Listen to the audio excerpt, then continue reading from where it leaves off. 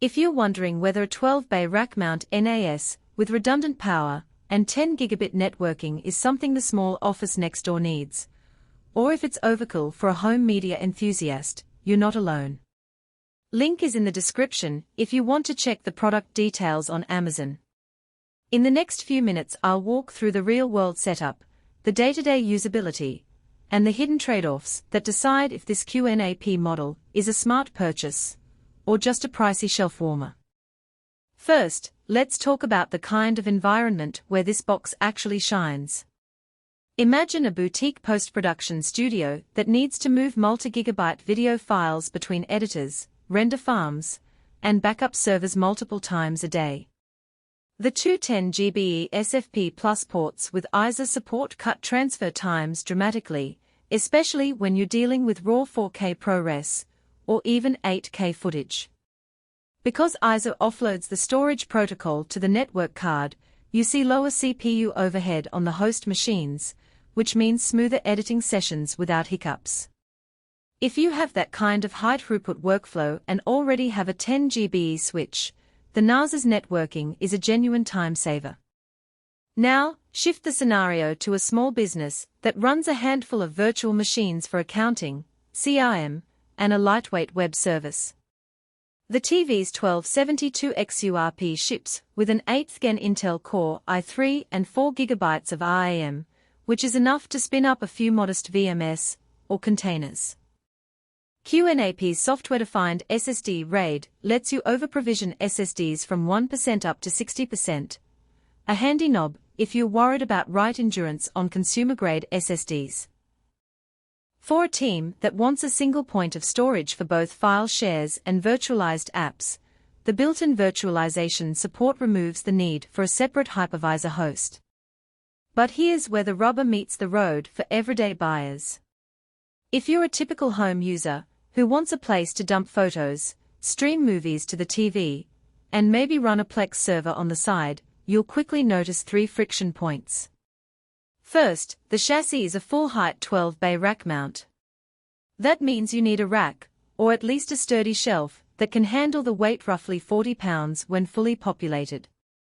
Second, the price tag lands well into the 4-figure range, which is a steep climb compared to a consumer-grade 4-bay NAS that already handles 4K streaming with ease. Third, the 4 GB of RAM can become a bottleneck if you try to run several Docker containers, or a handful of VMS simultaneously. You'll likely need to upgrade memory, which adds cost and a bit of hassle. Let's dig into the daily usability. Out of the box, QNAP's QTS interface feels familiar if you've ever used a Synology or another QNAP model. The OS boots to a clean desktop-like web portal where you can drag and drop files, spin up virtual machines, or enable the HDMI output to connect directly to a monitor or TV.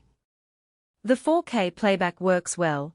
I tested a 4K HDR movie stream straight from the NAS to a 65-inch TV via HDMI, and there was no stutter or pixelation. That direct playback is a nice perk for anyone who wants to bypass a separate media server. A practical strength that often gets missed is the PCIe expandability. If your network is still on 1 GBE, you can drop in a 25 GBE or even a 40 GBE NIC later without buying a whole new box. The same slot can house a low-profile graphics card if you ever need hardware-accelerated transcoding for a heavy media workflow.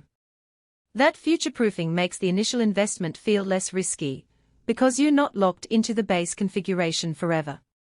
On the flip side, the redundant power supplies, while a solid safety net for mission-critical environments, add another layer of complexity.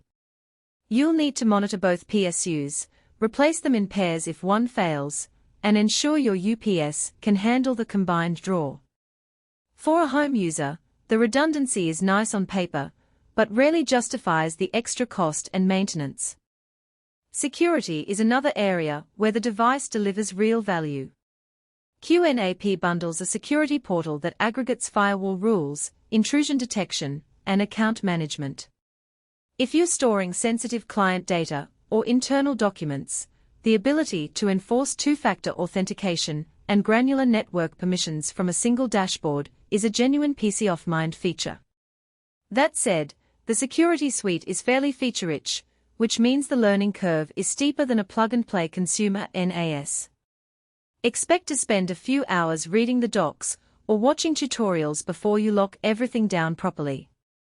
So, who should hit the buy button?